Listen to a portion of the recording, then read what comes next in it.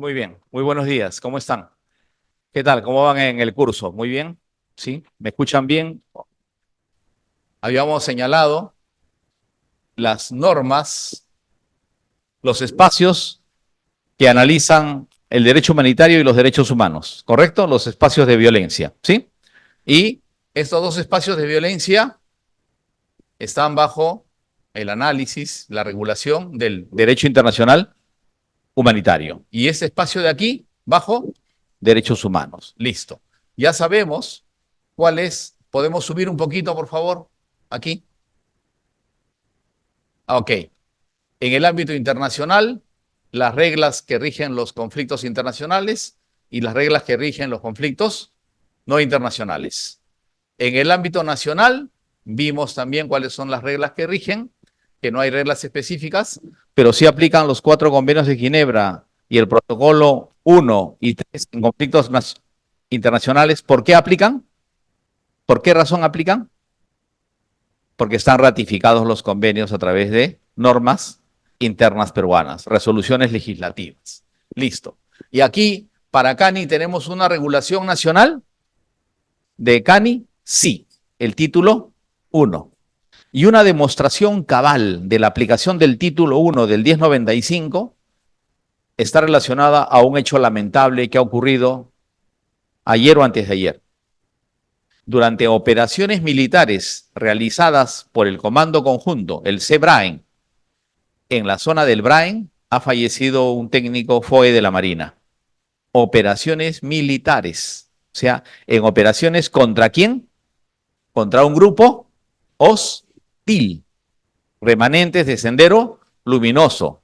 Grupo hostil que realiza diversos delitos, comete diversos delitos, dentro de esos delitos comete delito de terrorismo. O sea, no es, entiendan por favor, no es excluyente decir, ¿no? O decir, no, es conflicto armado o es terrorismo. No, no es excluyente decir. Dentro de un conflicto armado no internacional o internacional se cometen muchos delitos. Algunos delitos tienen que ver directamente con las acciones bélicas. Esos son crímenes de guerra o delitos contra el derecho humanitario. Pero otros delitos no tienen que ver con la acción bélica y sin embargo son vistos y son juzgados. ¿Por qué? Porque hay un derecho que está subyacente aún en el conflicto. ¿Cuál es ese derecho? El derecho internacional de los derechos humanos, ¿correcto? Entonces, igual en el Braen, no hay que dispararle a todo lo que se mueva porque estamos con el título 1. No todo es objetivo militar, sino que estamos ahí en razón de una decisión política del gobierno que vamos a ver cuando veamos las reglas de conducta operativa. Las reglas de conducta operativa tienen tres componentes. Tres componentes: la parte política, que es la decisión del Estado, ¿no? De señalar que sea la Fuerza Armada la que vaya a actuar en un escenario de violencia. La parte política, esa es la decisión. Sin esa decisión, la Fuerza Armada no actúa. Porque sin esa decisión, por favor, señoritas, señoritas, por favor, no me distraiga, no me distraiga. ¿Ok? A ver, repito, es que me olvido rápido de lo que estoy hablando, por eso no me gusta parar. ¿De qué estaba hablándoles? Ah, ya ves, gracias. Así ayúdenme, por favor, ayúdenme, ayúdenme. Entiendo, es un profesor. Decisión política. Si no hay decisión política, no sale un decreto supremo declarando la zona en estado de emergencia y autorizando a la Fuerza Armada a que haga operaciones militares contra un grupo hostil con reglas de enfrentamiento y con derecho humanitario. En resumen, con la capacidad de atacar, bombardear, fijar objetivos militares, destruir, ¿no? Al objetivo militar, que en este caso, ¿quiénes son? Los remanentes de Sendero Luminoso. Y en esa acción, en esa operación militar, es que ha fallecido un técnico, el técnico Chunga, me parece, de la Marina. O sea, perdón, Tiburcio, ¿no? Cabal demostración, ¿no? De lo que estamos hablando, cómo aterriza en la realidad. Entonces, ¿qué normas aplican en ese Brain? ¿Ustedes saben qué normas aplican en ese Brain, en ese escenario? Acá están. Acá están. ¿no? Si hablamos de un CANI y hablamos de las normas de nivel nacional, ¿cuáles son las normas que aplican? Estas, ahí lo tienen. Título 1 del 1095, el reglamento del 1095 en lo que corresponda a esa circunstancia, ¿no? El manual del COCOFA de Derecho Operacional, ¿no? Y el manual también de Derechos Humanos y Derecho Humanitario del COCOFA. ¿Listo? O sea, para que vean ustedes cómo lo que aprenden en estas aulas no es teoría únicamente, es doctrina, es legislación, es derecho internacional, pero finalmente se va a connotar con ¿qué? Con la realidad. ¿Por qué? Porque estos señores, cuando actúan ahí, los militares, tienen que tener documentos operacionales. Comando Conjunto tiene que haber emitido una directiva estratégica para esa operación que están realizando en el Brain ahorita. Cuando llegó esa directiva estratégica del COCOFA al comando especial del Brain, al CBRAEN, ¿qué es lo que tiene que hacer? Una directiva operacional que traduce prácticamente lo que el estratégico le está diciendo de arriba. Y luego los componentes o los grupos de tarea tienen que hacer sus propios documentos, planes de operaciones, órdenes de operaciones para actuar. Ya. Ahora, esos documentos desde el comando conjunto, el comando CBRAEN y los componentes operacionales, o sea, lo estratégico, lo operacional y al final, ¿quién está abajo? Lo táctico, muy bien. Y lo táctico, todos esos documentos van acompañados de varios anexos. Pero los anexos principales es que esos documentos van acompañados. Si hablamos de un conflicto armado, ¿de qué estarán acompañados? Pregunto, ¿de reglas de enfrentamiento o de reglas de uso de la fuerza? Muy bien, reglas de enfrentamiento, porque estamos hablando de un título 1 y estamos hablando, cuando hablamos de título 1, ¿de qué hablamos? ¿De CANI o de OSB? De CANI, de conflicto armado. Esa es la idea principal y fundamental que tienen que ustedes grabar. Entonces, ¿qué reglas? Título 1 del 1095, reglas de enfrentamiento. Manual de reglas, ¿qué les va a servir como una guía? El manual de reglas de enfrentamiento de San Remo, que les también el manual del COCOFA sobre reglas de conducta operativa. Conclusión, cuando las Fuerzas Armadas peruanas en el BRAEN están actuando el día de hoy, están actuando bajo este marco internacional, bajo este marco nacional y con este marco de reglas. Vimos la vez pasada que son reglas, ¿no es cierto? Las instrucciones que da el Estado de cómo la Fuerza Armada va a utilizar la fuerza. ¿Cómo? ¿Hasta dónde? ¿Contra quién? Y sobre todo, ¿con qué límites? Porque las reglas, finalmente, el resumen de las reglas es ¿qué cosa? Que los militares no se desboquen en la guerra, sino que la autoridad política que autorizó que el militar entre a hacer esa operación militar tenga un control, porque él la está autorizando, la autoridad política, ¿correcto? Entonces, los componentes de las reglas son lo político, 1, 2, lo legal. ¿Están dentro de un marco legal nuestras reglas o no? Claro que sí. Las dice el 1095, las dice el reglamento y las dice el manual de reglas de conducta operativa del COCOF 3, ¿no? Y además están también, o sea, lo político, lo legal y falta ¿qué cosa? Lo militar. ¿Qué es eso? El arte militar. Tantos años se pasaron aprendiendo a conducirse en la guerra que deberán determinar para determinadas operaciones netamente militares, ¿no es cierto?, qué reglas van a aplicar, ¿no es cierto? Porque si no tienes el conocimiento militar, no sabes qué reglas vas a aplicar. Entonces, ya saben, ¿cuáles son entonces los tres componentes de las reglas? Sean estas REN o RUF, los tres componentes, ¿cuáles son?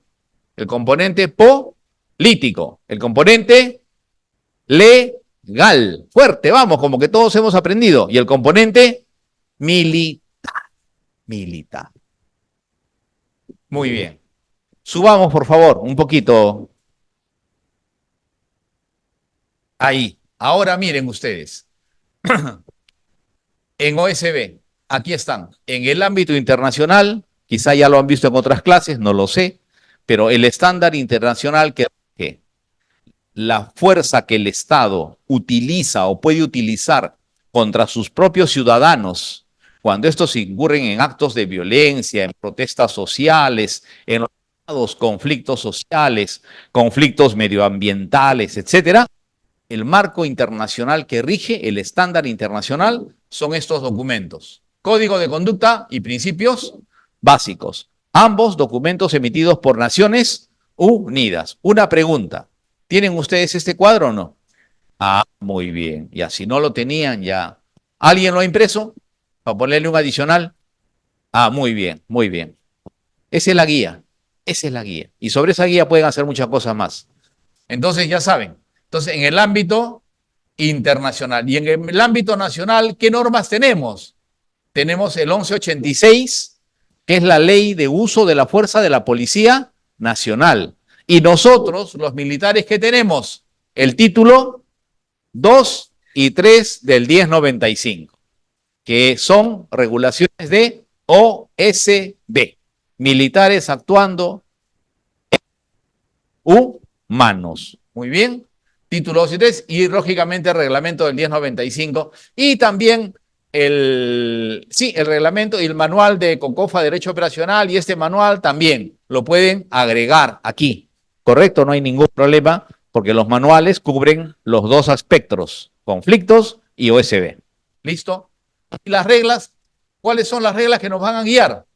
Igual, las reglas de enfrentamiento de San Remo. Aquí creo que les dije, y si no se los dije, se los repito, no nos dejemos engañar por el título, porque como dice Manual de Reglas de Enfrentamiento del Instituto de San Remo, podemos pensar que solo son reglas para el conflicto armado, ¿no es cierto? ¿Pero qué les expliqué? Que dentro de ese Manual de Reglas de Enfrentamiento de San Remo, también hay reglas de uso de fuerza. Lo que hay que hacer es que ustedes ahora, cuando terminen el curso, de repente ya están capacitados para ver el manual y por el contexto ir leyendo y separando. Ah, no, estas son reglas de conflicto. Ah, no, estas son reglas para uso de la fuerza. Ya uno tiene que ver, pero el manual de reglas de enfrentamiento de San Remo contiene REN y contiene RUF. Muy bien, contiene de las dos. Entonces, ¿qué aplicamos? Título 2 y 3, ¿no? Del reglamento del 1095 también, y el manual del COCOFA sobre reglas de conducta operativa. ¿Les expliqué lo que era el manual reglas de conducta operativa? ¿Les expliqué? ¿En el nuevo concepto o no? ¿Les expliqué? Sí les expliqué, ¿eh? Creo que sí les expliqué. Bueno, y como no me acuerdo mucho, ya. Manual de reglas de conducta operativa. Sí, sí, sí, ya me acordé, sí les expliqué. ¿Sí o no? Contiene las REN y contiene las RUF. Listo, muy bien. Ahora, ustedes, yo les he puesto como un ejemplo que pueden a esto, suba por favor. ¿Puedes subir por favor para ver arriba? O baje. Aquí, yo he puesto una columna. Baje por favor. Baje o suba, ¿cómo es? Que se vea el título. Muy bien. Yo he adicionado acá una columna de género. Y ustedes pueden adicionar ahí una columna, conflictos armados en el mar, conflictos armados en el aire, lo que quieran. Solo que van a buscar la información específica y la colocando donde corresponde. Entonces, en género, como un ejemplo, la Carta de Naciones Unidas. El manual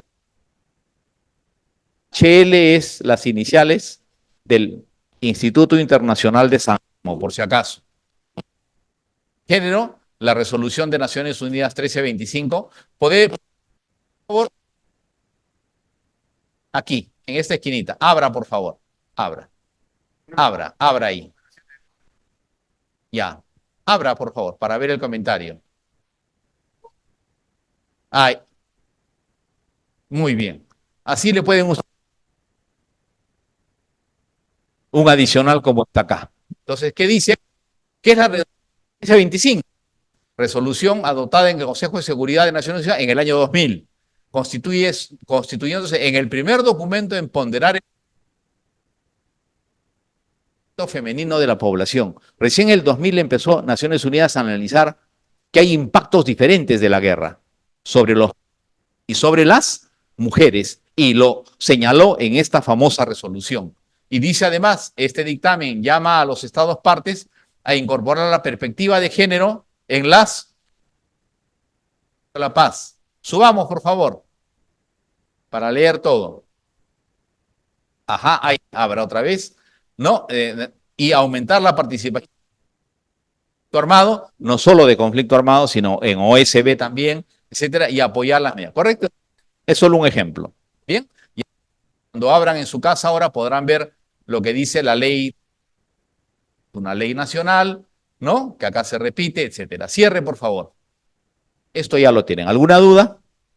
Este es un marco completo de las normas. ¿Alguien lo puede explicar? Ahora ya no nos da el tiempo. Entonces no van a tener esa oportunidad, pero ya lo que me interesa es que capten los conceptos, capten los escenarios y capten los derechos que aplican. Eso es lo fundamental. Ya, muy bien, cerramos. Vamos a, por favor, la siguiente. La siguiente. Es importante diferenciar. A ver, el derecho humanitario aplica en ambos conflictos. ¿Es importante diferenciar los conflictos internacionales de los no internacionales o no? Sí, porque el derecho humanitario será el mismo, los principios serán los mismos, pero su aplicación es diferente. ¿En razón a qué? En razón a quiénes se están enfrentando y dónde se están enfrentando. La próxima, ¿correcto? ¿Qué diferencias hay entonces? Los CAI y los CANI. Los CAI, beligerancia entre dos o más estados. Y aquí, los CANI, las fuerzas del Estado, fuerzas disidentes o grupos armados organizados, o entre estos grupos sí. ¿Es necesario y obligatorio que participen fuerzas del Estado o no? En los CANI. Hoy, ¿es necesario y obligatorio? No, no. Porque pueden, muy bien, eso lo dije la vez pasada, puede ser entre grupos armados organizados únicamente y también es un CANI. Ejemplo, el día de hoy, googleen más tarde las delegaciones del jefe de la delegación del CICR en Colombia. Hace 2 semanas ha declarado que en Colombia hay 8 conflictos armados no internacionales. De esos 8 conflictos, en 3 de ellos participa la Fuerza Armada colombiana contra los grupos hostiles. Y los otros 5 son conflictos porque están enfrentándose entre ellos, entre estos grupos armados organizados. ¿Correcto? Entonces, el día de hoy, según la nueva interpretación y doctrina del derecho, un CANI se puede dar sin la presencia de las fuerzas del Estado. ¿Dónde se realiza? El territorio de 2 o más estados. Aquí, ¿dónde se realiza?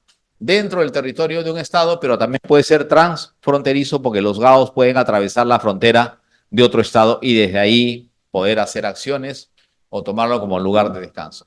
Los que participan, ¿quiénes son? Combatientes. Tienen el privilegio de ser combatientes. Ya les sé qué es el privilegio combatiente, ¿no? Y luego los miembros del GAO no tienen el privilegio de ser combatientes. Todo lo que hacen los miembros del GAO son litos.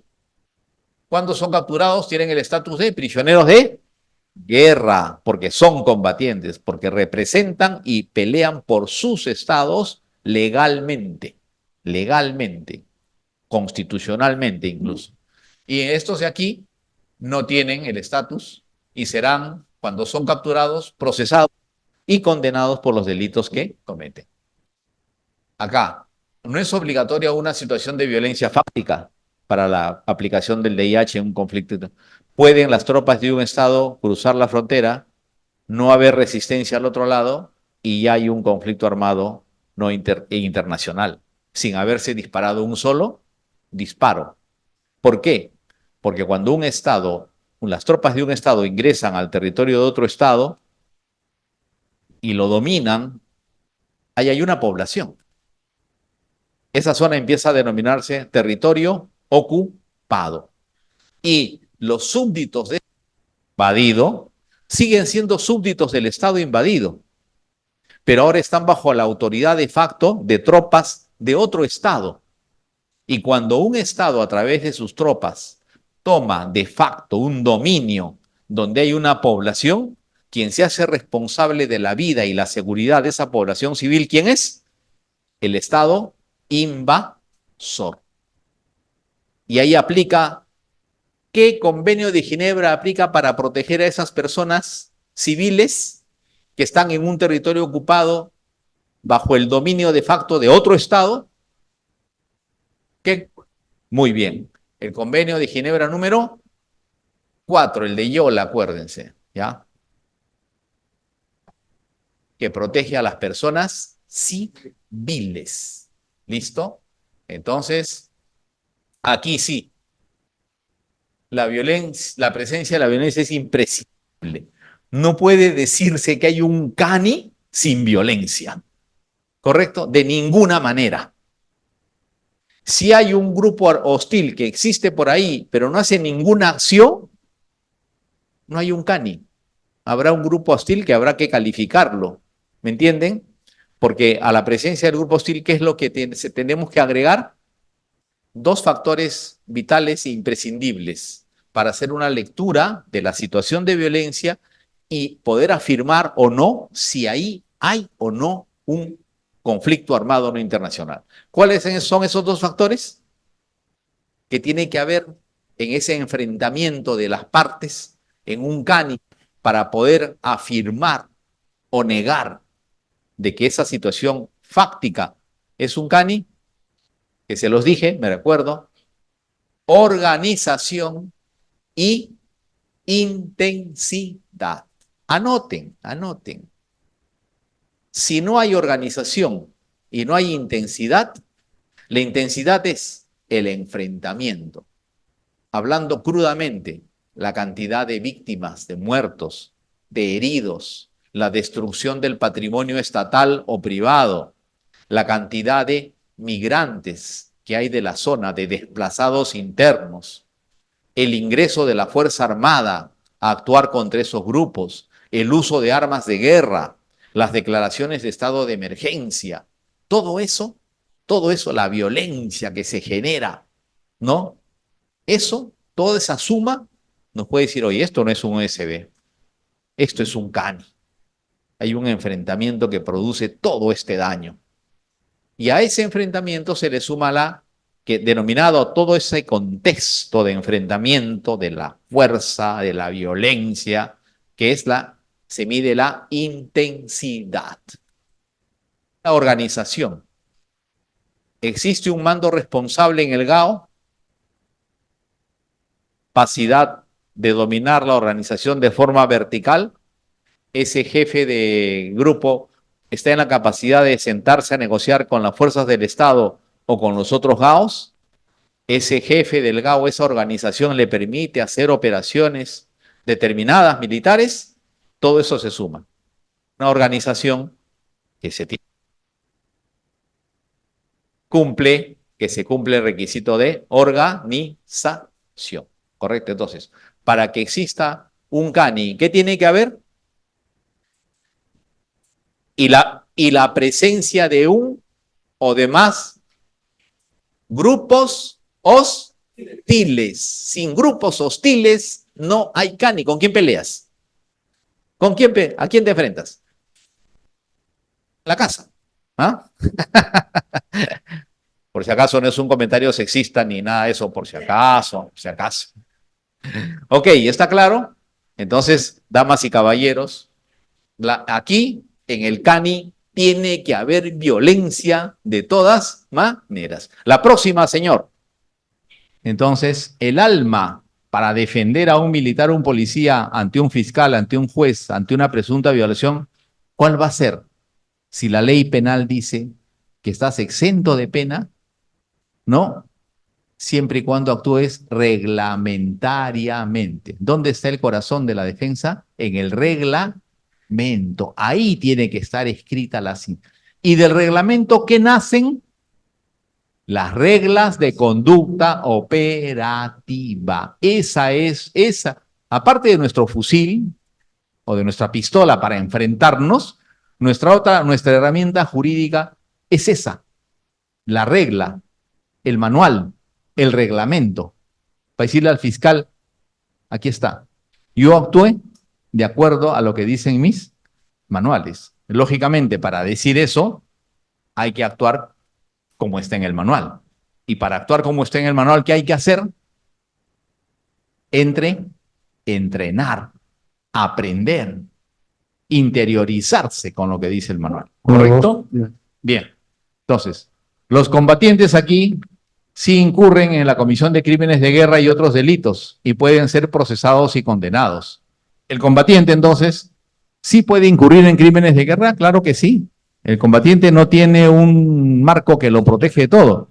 Si es que comete delitos, pueden ser procesados y condenados.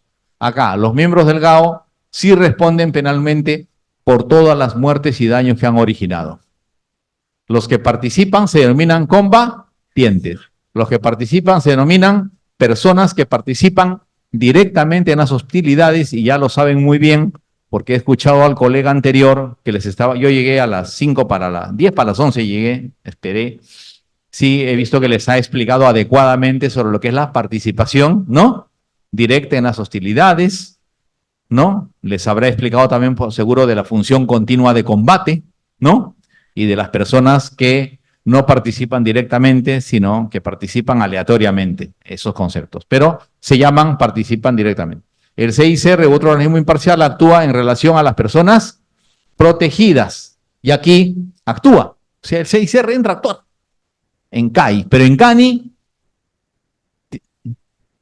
podrá ofrecer sus servicios y el Estado podrá aceptar o de repente no aceptar. ¿Correcto? Listo. Antes de empezar, conflictos armados marítimos, unas puntualizaciones. ¿Correcto? La denominación de grupo hostil. Presten atención, por favor. Guardamos nuestros equipos electrónicos. Solo tenemos 45 minutos más. Sopórtenme, por favor, y después ya se van tranquilos. ¿Correcto? A ver, de lo que hemos conversado, afinamos unas cosas. ¿Es igual en el Perú decir grupo hostil a grupo armado organizado? ¿Es lo mismo? Sí. Hay una sentencia del Tribunal Constitucional, ¿no? Que, porque el 1095 ha pasado por un proceso de inconstitucionalidad, ¿ah?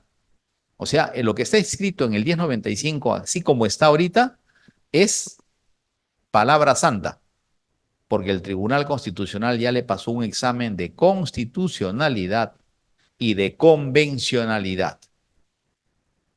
¿Por qué de convencionalidad? Porque el tribunal también analiza las normas bajo la Convención Americana sobre Derechos Humanos. Entonces, lo que está en el 1095 ahorita, jurídicamente es sagrado, ¿correcto? Es lo adecuado, es lo correcto, ya pasó su examen. Entonces, ahí el tribunal hizo una equiparación y dijo que la denominación grupo hostil que está en el título, ¿en qué título está grupo hostil del 1095? Muy bien, es el único lugar donde puede estar. Título 1. Es igual que decir grupo armado organizado como está en los convenios de Ginebra. ¿Listo? ¿Cuántos conflictos armados existen desde el punto del DIH? ¿Cuántos tipos de conflictos armados existen para el DIH?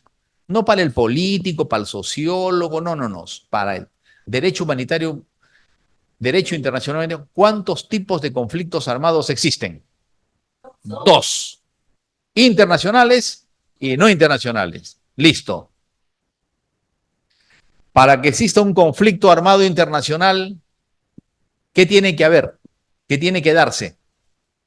¿Ah? Conflicto armado internacional. Tiene que haber, es entre dos y más, pero tiene que haber una intención beligerante. O sea, una intención de qué? De enfrentarse. Y una intención beligerante, para que se acuerden, es el ataque de Irán contra Israel el último fin de semana, viernes y sábado. ¿Es una intención beligerante o no? Por supuesto, le han mandado cohetes, escudos, drones para bombardear Israel, para destruir Israel. No lo ha hecho. Pero no hay que olvidarse que 2 semanas antes, Israel, ¿qué hizo? bombardeó la embajada de Irán en Siria o en el Líbano. Eso fue un ataque. O sea, Israel atacó y destruyó el edificio de la embajada de Irán 2 semanas antes. ¿Correcto? Entonces, ¿esa es una intención beligerante o no? Claro, está atacando. Si atacas una embajada es como si estuvieras atacando a ese Estado. Lo que hizo Irán ha sido una medida de respuesta. Y ahora Israel ha dicho que va a meditar cómo va a atacar a Irán. Ojalá ya no lo haga y lo deje ahí, porque Israel tiene muchos frentes ya con, con Hamas en la franja de Gaza, tiene mucho frente con Hezbollah en el frente del Líbano, o sea, Israel tiene muchos frentes, no le conviene hacerse tantos frentes ya. Aunque recuerden que en la guerra de Yom Kippur, Israel le ganó a 6 países. En la guerra de Yom Kippur en el 73, Israel pudo enfrentar a 6 países árabes y les ganó. Y por eso es que las alturas tomó el Sinaí, tomó las alturas del Golán de Siria y el Sinaí de Egipto. Y después, con procesos de paz, se los devolvió sus territorios. O sea, Irán es un país, y Israel es un país muy militarizado, muy profesional, no tienen experiencias porque paran en guerra.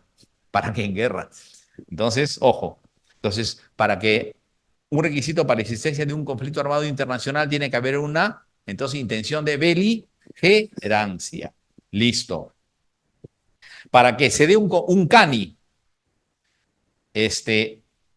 siempre será una cuestión de hecho, o yo como soy presidente también puedo sacar una ley y decir, acá hay un CANI, o lo que vale es lo fáctico, los hechos, el análisis de la violencia. Correcto, lo que vale son los hechos, el análisis de la violencia, de la situación, es decir, si acá hay un CANI. Un presidente puede decir que hay, que no hay, es una declaración política, que para el derecho, cuando se analicen y se vaya a un juzgamiento, esa declaración será tomada como una mera referencia, pero no va a servir para afirmar o negar si hubo o no un CANI. Lo que interesa son los hechos. ¿Listo? Muy bien.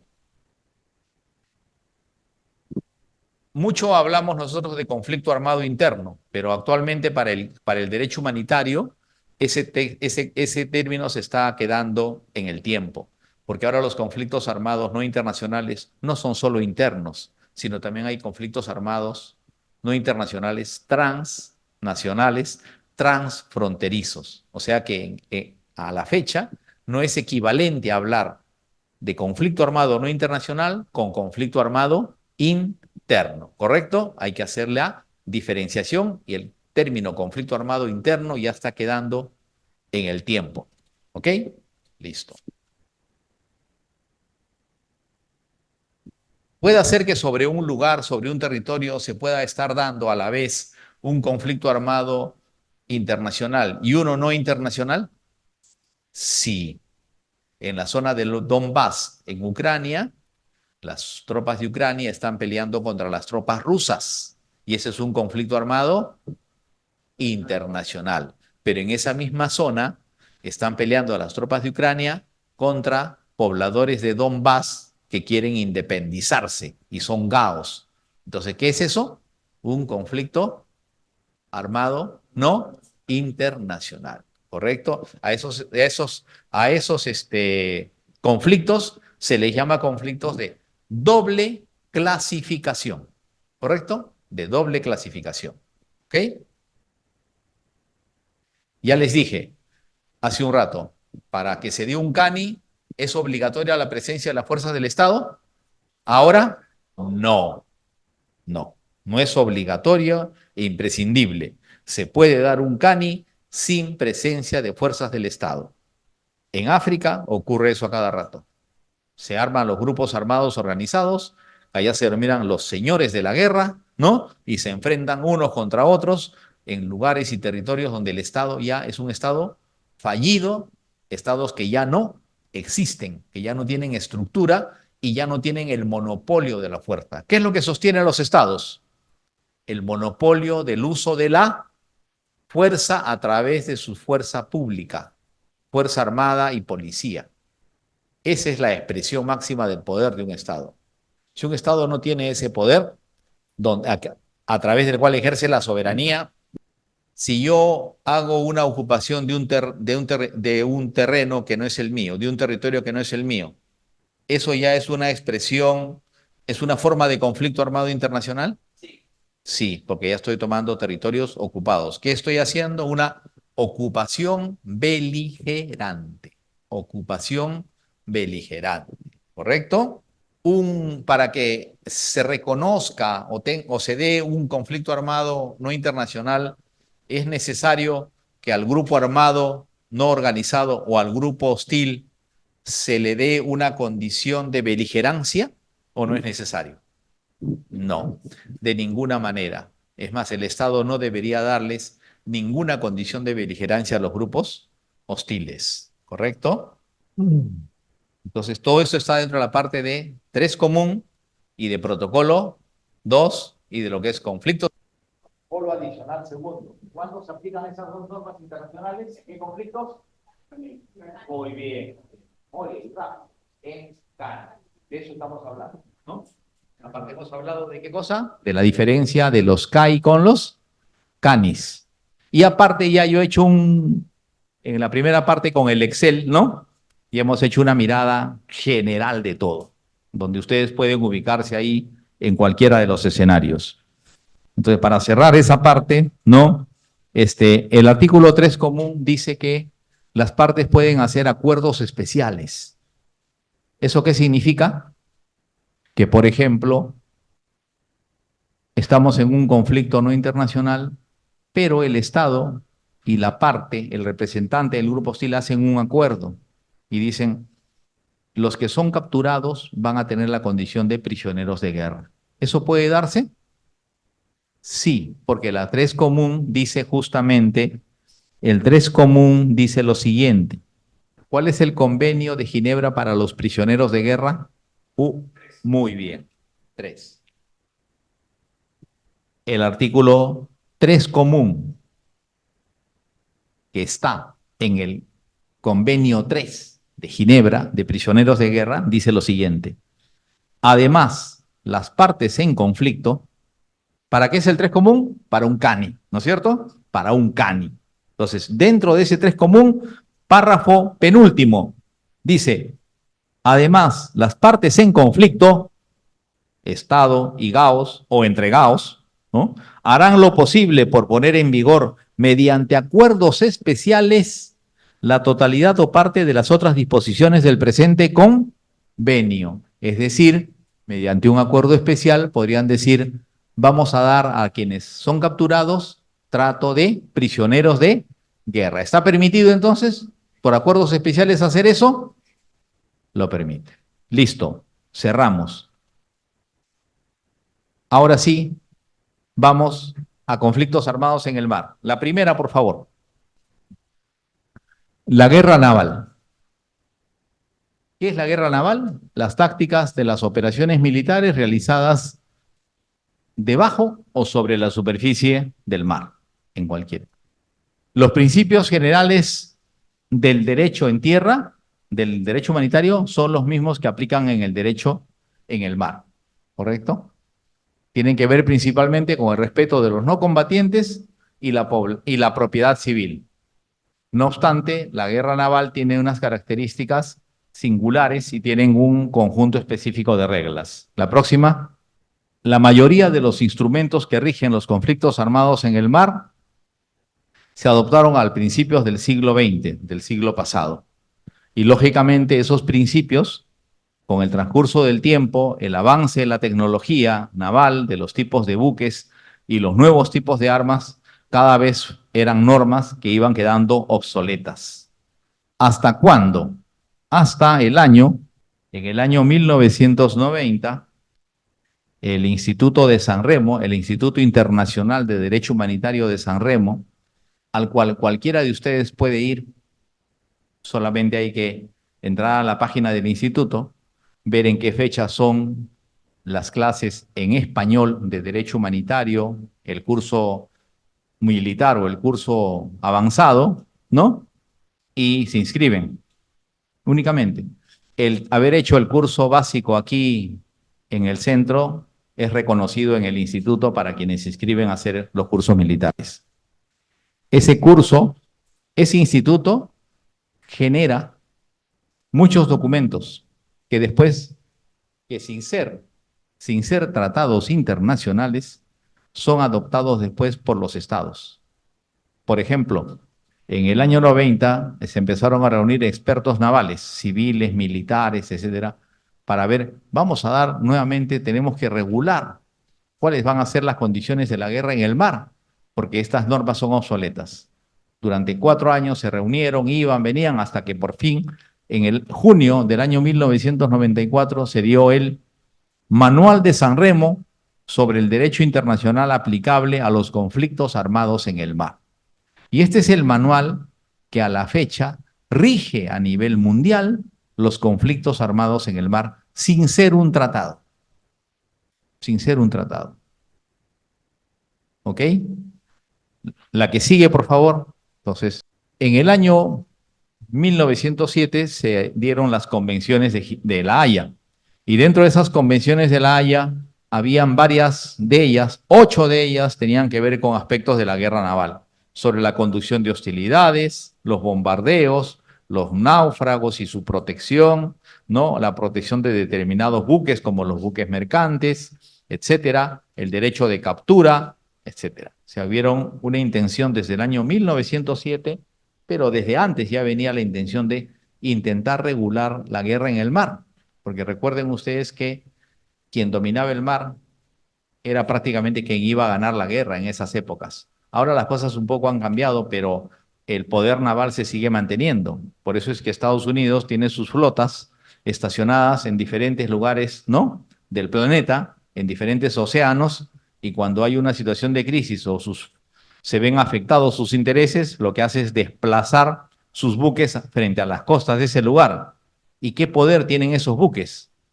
¿No? Y los submarinos americanos tienen poder nuclear, tienen armamento nuclear, misiles balísticos y todo. Entonces, la situación ahí es un poder naval que demuestran a través de la presencia de su flota. Todo eso ha ido y tuvo un origen desde el año 1907, pero ahora estamos en una época diferente, donde entonces lo que rige es este manual de derecho internacional aplicable a los conflictos armados en el mar. La próxima. ¿Y por qué les digo esto? Por lo siguiente. Porque el Warfare College, que es el Colegio de Guerra Naval de Estados Unidos, ¿no?, se encarga de actualizar todos estos documentos, manuales y doctrinas para su marina, para la Marina norteamericana.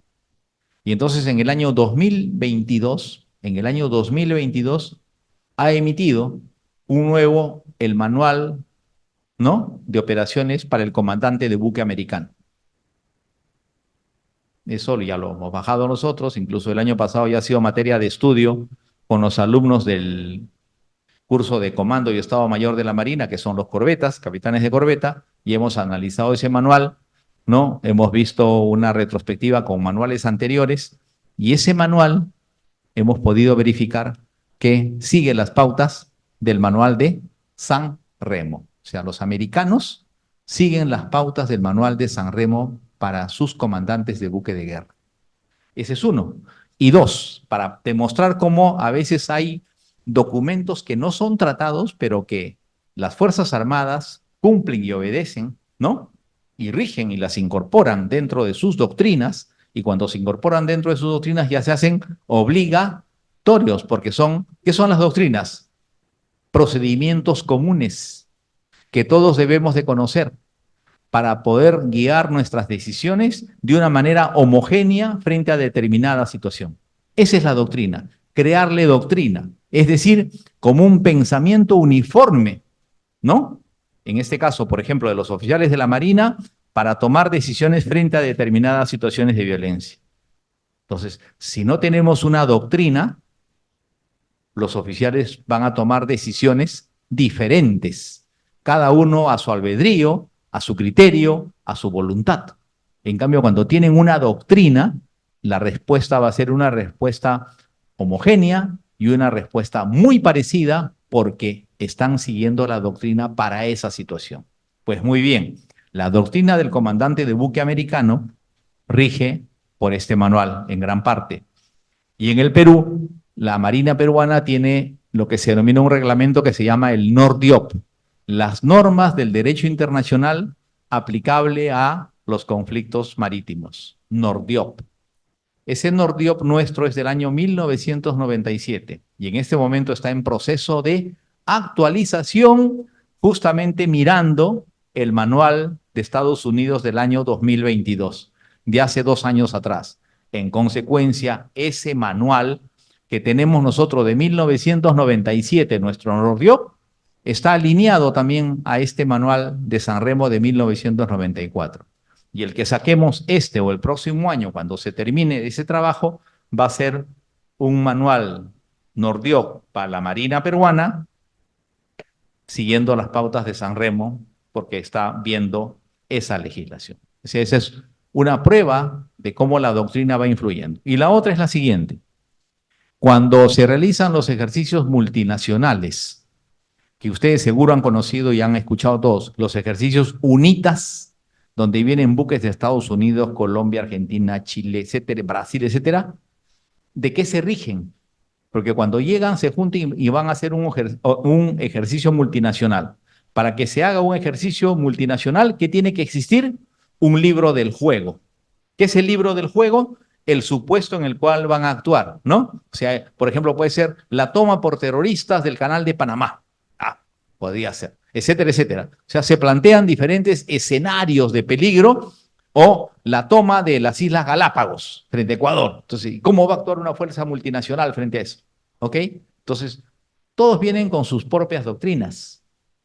El comandante de buque de Chile, el peruano, el americano, todos. Su guía, más o menos, algo que los aproxima es esta, pero tienen sus propias regulaciones.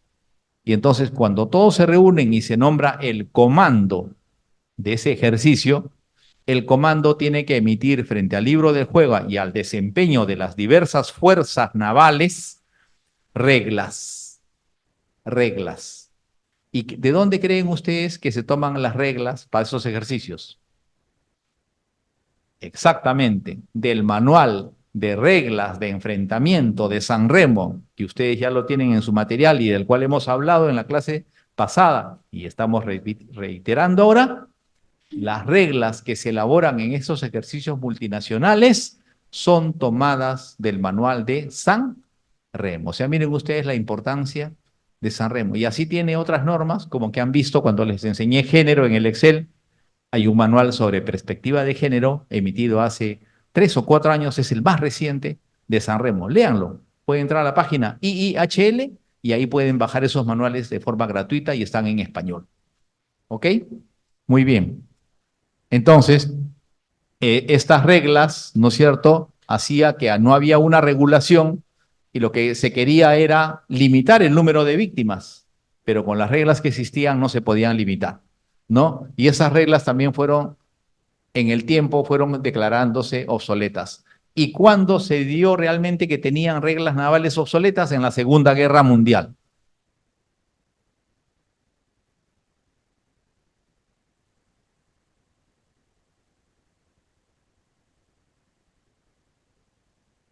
En la Segunda Guerra Mundial, ¿no? Donde estuvo plagada de ataques con torpedos contra buques. O sea, la Segunda Guerra Mundial en el ámbito marítimo fue una masacre. Prácticamente no hubo reglas, prácticamente. Ataques con torpedos a blancos neutrales, a barcos mercantes, a barcos hospitales y colocaron minas submarinas de manera indiscriminada. Fue una masacre. Los submarinos alemanes salían a cazar lo que encontraban. Y lógicamente no solo los alemanes, sino también los submarinos ingleses y norteamericanos. Y hubo muchísimas víctimas civiles, porque los buques civiles no deben ser atacados. Los buques hospitales no deben ser atacados. Los buques neutrales no pueden ser atacados. Sin embargo, en la Segunda Guerra prácticamente no hubo reglas en la regla marítima, en la guerra marítima. La próxima, por favor. La que sigue. Entonces, recién en 1949, ¿cuál es el convenio que viene un poco también a regular la guerra marítima? En 1949, muy bien, el segundo convenio de Ginebra para la guerra marítima, pero los convenios de Ginebra están dados más ¿para qué? ¿Para atacar o para proteger? Para proteger.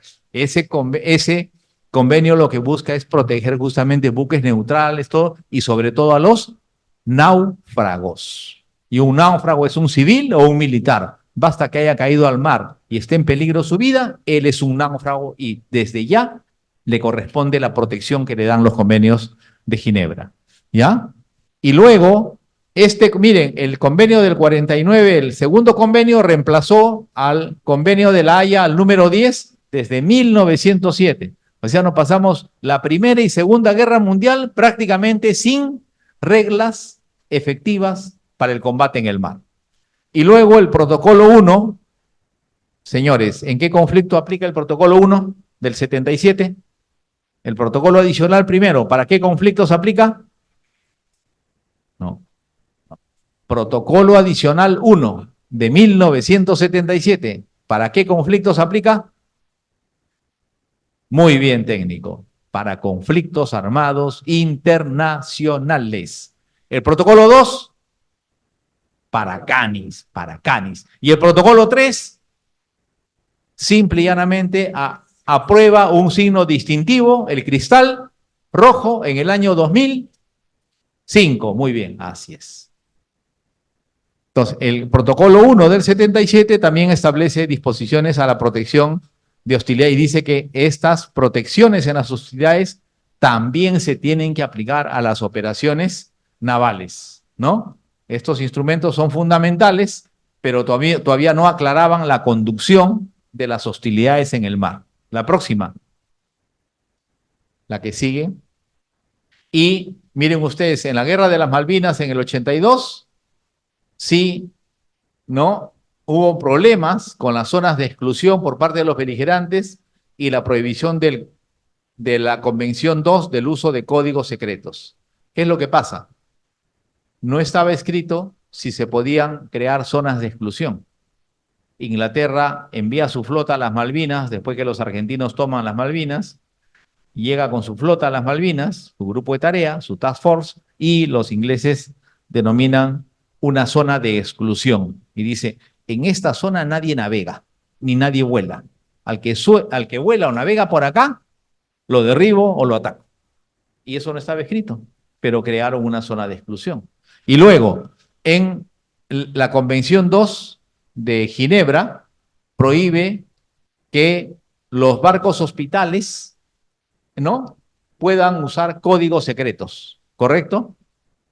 Pero los ingleses y argentinos crearon una zona, la Red Cross. Señor, apague el aire, por favor. Apague el aire. Apague el aire. Mi instructor, tengo una pregunta. Adelante. Sí, buenos días, técnico Jala del Ejército. Dígame usted. En el supuesto caso, en un conflicto armado en el mar, que es el tema, participan dos países, ¿no? En un conflicto en el mar. Sin embargo, dentro de ella, participan los civiles, que estos podrían ser, por ejemplo, los pescadores que ayudan o coadyuvan con instalar las minas. Entonces, mi pregunta es, frente a estas personas civiles que participan directamente, ¿cuál es su responsabilidad? Creo que ya han perdido la protección, ¿no? Por el hecho que ellos están participando activamente. Entonces, me pregunto, ¿cuál es su responsabilidad frente a normas nacionales e internacionales? Muchas gracias, técnico Jara. La participación directa en las hostilidades se da tanto en conflictos internacionales como en conflictos no internacionales. A la pregunta del técnico que nos dice que se enfrentan las flotas de dos países, traducción, conflicto internacional. Traducción, personas que participan directamente en las hostilidades son civiles que en ese momento pierden su protección porque están haciendo un acto de beligerancia al sembrar minas. Esa es la respuesta técnica. Cuando dejen de sembrar las minas, pasarán inmediatamente a recuperar su protección, siempre y cuando no sean parte de las Fuerzas Armadas, ¿no? Entonces ahí sí es otra cosa y será un objetivo militar permanente. donde podrá ser tomado como prisionero de guerra o podrá ser atacado. ¿Ok? Bien, gracias por su pregunta. Entonces, ¿qué pasa? El convenio 2 prohíbe usar códigos secretos en los buques hospitales, pero los ingleses y americanos se pusieron de acuerdo y crearon la Red Cross, la cruz, la caja roja, una zona, aparte de la zona de exclusión que pusieron los ingleses, crearon una zona, la red se llamaba la Red Cross Box. Este es Malvinas, las islas, la zona de exclusión que crearon los ingleses, por acá está Argentina, el Río de la Plata, etcétera, ¿no? La zona de exclusión, y luego crearon en esta zona la Red Cross Box, la caja roja. ¿Y qué era eso? Ahí permitían que todos los buques, hospitales, sanitarios o heridos puedan ser llevados, ¿correcto? Y en esa zona era una zona de protección, donde no se hacía uso de las armas. Y habían estacionados acá los buques hospitales, las lanchas, ¿no? Sanitarias, todo en la Red Cross Box, la caja roja. Y entonces, ¿qué es lo que pasa? Para coordinar, y es más, habían argentinos que eran llevados a un buque hospital para operarlo o intercambio de medicinas, o sea, fue una zona de colaboración entre los buques americanos, perdón, ingleses y argentinos totalmente. Pero todas las comunicaciones eran ¿en qué? Secretas. Entonces era un problema la comunicación de uso de códigos secretos por los buques hospitales. Entonces hicieron como un pacto entre argentinos e ingleses y permitieron que los buques hospitales pudieran comunicarse a través del lenguaje llano, ¿correcto? Y cuando no podían, en el lenguaje clasificado también. O sea, fue una concesión, ¿me entienden? Miren ustedes lo que son detalles que pueden influir en la guerra. Y esta es una zona de, repito, zona de exclusión que crearon los ingleses en las Islas Las Malvinas. Muy bien. Entonces, ¿no? Y además también hubo en el conflicto del 80-88 entre Irán e Irak, hubo ataques contra buques civiles neutrales y el uso de minas submarinas. ¿Están prohibidas las minas submarinas? No están prohibidas, se pueden utilizar, pero tienen que utilizarse y ponerse en determinadas zonas y las zonas tienen que estar marcadas, etcétera. ¿Correcto? Pero acá el uso, lo que se prohíbe es el uso indiscriminado de minas submarinas. Entonces, recién acá volvemos a la historia y en el 94 el Instituto de San Remo redacta el famoso manual que les acabo de indicar, ¿no? El manual de San Remo sobre el derecho internacional humanitario aplicable a los conflictos armados en el mar. Técnico, por favor, me envía usted un WhatsApp y yo le envío a su WhatsApp el manual, que lo tengo en digital, ¿ya? Y usted ya lo distribuye con todos, con sus compañeros, por favor. Este manual, ¿hubo alguna vez un manual anterior? Sí, el famoso manual de Oxford. ¿De cuándo es el manual de Oxford? ¿Por qué de Oxford? Porque se dio en la ciudad de Oxford, en Gran Bretaña, en el año 1913. Y 1913. 1913. ¿Ya? Ahí se dio el manual de Oxford. Y ya vimos que tampoco no fue muy útil ni en la Primera ni en la Segunda Guerra Mundial. Y recién el manual de 1994, que es que lo voy a alcanzar, es el que viene un poco a ordenar un poco la casa en la guerra marítima. ¿Ya? La que sigue, por favor. Dicen acá, documento no vinculante. No vinculante, pero ya vemos cómo el manual, ¿no?, empieza a ser incorporado en la doctrina naval de los buques americanos. Hemos hecho un estudio con el manual de buque británico, el manual de buque alemán, el manual de buque americano y todos sus manuales de sus comandantes de buque de guerra siguen el lineamiento del manual de San Remo. Siguen ese. ¿Por qué? Porque el manual de San Remo, ¿saben lo que hace? Recoge los estándares internacionales vigentes sobre el derecho del mar y sobre la guerra marítima. Es como que sacásemos nosotros una ley para usar la fuerza. ¿Cuál será nuestro estándar internacional para usar la fuerza en situaciones de violencia, que no son conflictos? ¿Cuál será? ¿Cuáles serán los dos estándares internacionales que nosotros tendríamos que analizar para hacer una norma en el Perú, ¿no? Para OSB, para situaciones de violencia, como Patás, como Puno, que no son conflictos armados. ¿Cuál sería el estándar internacional que tendríamos que mirar y aplicar? Porque no hay otro. A ver, el código de conducta para funcionarios encargados de hacer cumplir la ley y los principios básicos para el uso de las armas de fuego por los funcionarios encargados de hacer cumplir la ley. Esos son los dos estándares internacionales que rigen en OSB y por tanto, como bien dices, en derechos humanos, ¿correcto? Y esos dos documentos ya están incorporados en el Perú en el reglamento del 1095, donde ya se dice ahí que para las Fuerzas Armadas, para el proceso, los procesos que se hagan, la actuación que tengan, tienen que tener en consideración y observancia el código de conducta para funcionarios encargados de hacer cumplir la ley y los principios básicos para el uso de las armas de fuego por parte de estos funcionarios.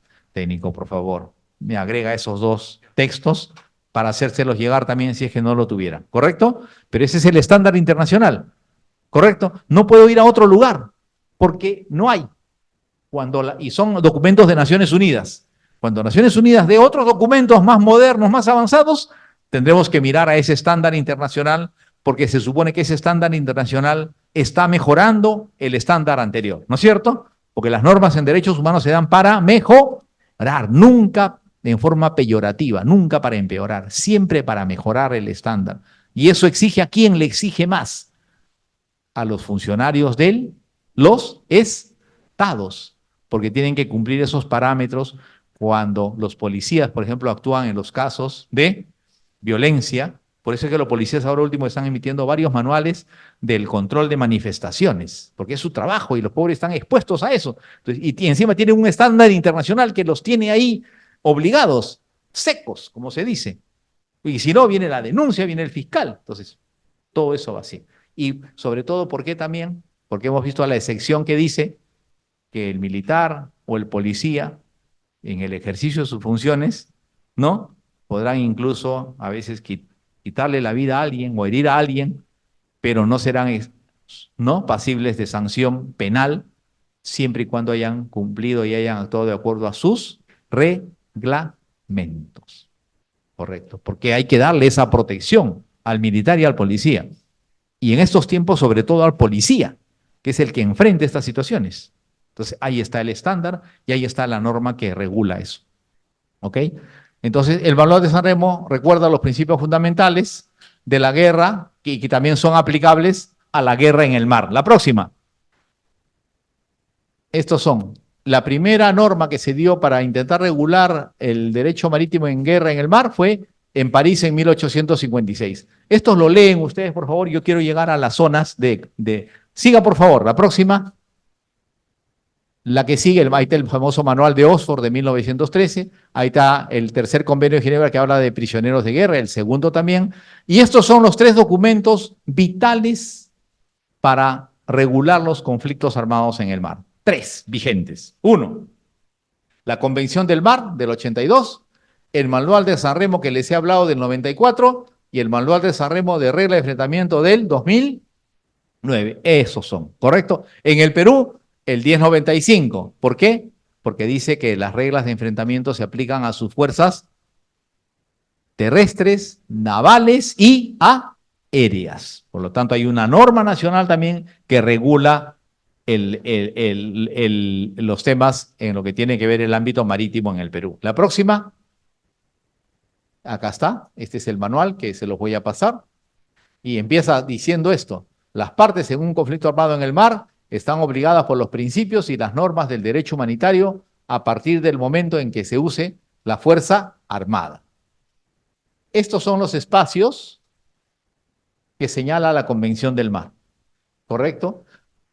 Son el mar territorial de 12 millas, las 188 millas de zona económica exclusiva, que incluye 12 millas de zona contigua, porque acá son 12, más 12 es 24. Y la norma dice que sumando el mar territorial más la zona contigua, la convención dice que no puede pasar de las 24 millas, por lo tanto son 12 de mar territorial, 12 de zona exclusiva y en total esta zona está contigua dentro de la zona económica exclusiva. Aquí son, ¿cuántas millas? 200 millas. Después, alta mar, ¿correcto? ¿Sobre qué espacios del mar? Aquí el Estado ejerce plena jurisdicción, pero hay un derecho que no puede soslayar ni limitar, que es el derecho de paso inocente, que dentro de esas 12 millas de mar territorial, cualquier buque civil, mercante e incluso de guerra puede navegar. Sí, pero sin embargo, si es que estuviese cometiendo algún ilícito, estuviese contaminando o sospecha de tráfico de drogas, de otro delito, el Estado ribereño tiene la potestad de actuar, ¿correcto? Pero el derecho de paso inocente es un derecho que tiene que respetar y pueden navegar en sus 12 millas de mar territorial, ¿correcto? Acá, en la zona económica exclusiva, el Estado ejerce derechos soberanos sobre determinadas situaciones. Por ejemplo, sobre islas artificiales, las instalaciones y estructuras, la jurisdicción para investigación y protección y preservación del medio ambiente, pero existe libertad de navegación sobre vuelo y tendido de cables y tuberías submarinas. Si aquí existe el derecho de paso inocente que permite la libertad de navegación, lógicamente, en esta zona, con más razón, existe la libertad de navegación sobre vuelo y tendido de cables. Y ojo, que acá tenemos, ¿no?, derechos soberanos sobre todos los recursos. ¿Eso qué significa? Que nadie puede pescar en esta zona si es que el Estado peruano no lo ha autorizado, no le ha dado una concesión. ¿Correcto? Nadie. Ergo, en alta mar sí hay libertad de navegación, de comunicaciones, de todo. Bueno, entonces ya saben, estas son. Y luego, esta es la línea de base de mar territorial, ¿no? Desde acá se miden las 12 millas primeras. Desde acá se miden también las 200 millas. Acá ya está el territorio terrestre, ¿correcto? ¿Cómo se denomina, damas y caballeros, ese espacio marítimo que tenemos los peruanos frente a nuestras costas, de acuerdo a la Constitución? ¿Cómo se denomina ese espacio de 200 millas que tenemos los peruanos frente a nuestras costas? ¿Cómo se llama en la Constitución? Dominio marítimo. Ese es el término constitucional, ¿correcto? 200 millas de dominio marítimo. ¿Sobre qué zonas se puede hacer la guerra? ¿Correcto? Los estados beligerantes pueden hacer la guerra ¿dónde? En las 12 millas de mar territorial. En las aguas interiores situadas después de la línea de base. Esta es la línea de base. En las aguas interiores también pueden hacer la guerra, ¿correcto? En los territorios terrestres, lógicamente. En la zona contigua, también pueden hacer la guerra. En la zona económica exclusiva, también pueden hacer la guerra, ¿correcto? En la plataforma continental, también, ¿no? En alta mar, también. O sea, en todo prácticamente el mar, nuestro dominio marítimo y fuera del dominio marítimo en alta mar, si hubiera, digamos, para poner un ejemplo, una guerra entre Perú y Colombia,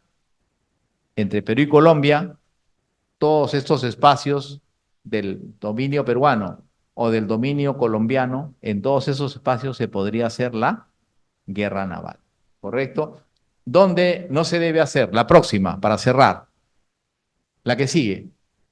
Es lo mismo. ¿Dónde pueden realizar acciones hostiles? Es lo mismo que el cuadro anterior. La que sigue. ¿Dónde no se ejecutarán acciones hostiles? En ecosistemas raros o frágiles y en el hábitat de especies u otras formas de vida marina diezmadas, amenazadas o en peligro de extinción. ¿Correcto? En esas zonas no deben hacerse acciones hostiles. Y estas zonas pueden estar en tu mar territorial, en la zona contigua, ¿no? o en la zona económica exclusiva. En cualquiera de esas zonas pueden estar. Lo que interesa es que tengan ¿no? Esta calificación. Incluso UNESCO, ¿no? Hacen calificaciones de zonas y la FAO hace calificaciones, Naciones Unidas, de qué lugares pertenecen a estos ecosistemas raros, frágiles, o que son hábitat de especies o vidas de marina que están amenazadas en peligro de extinción. Entonces, eso lo tienen que conocer los países antes de hacer las operaciones marítimas para evitar estas circunstancias. ¿Correcto? ¿Listo? Muy bien. ¿Alguna pregunta? ¿Ninguna? Repasen la exposición que la tienen ahí ya de conflictos armados en el mar y nos vemos conmigo en la próxima clase, donde en los 5 minutos iniciales vamos a completar esto y entramos al asunto que es reglamento del 1095. Y además yo voy a tener unas clases adicionales con ustedes de un profesor que tiene, creo, problemas de salud, algo de eso. Entonces yo lo voy a suplir, ¿ya? Muchas gracias. Buenas tardes.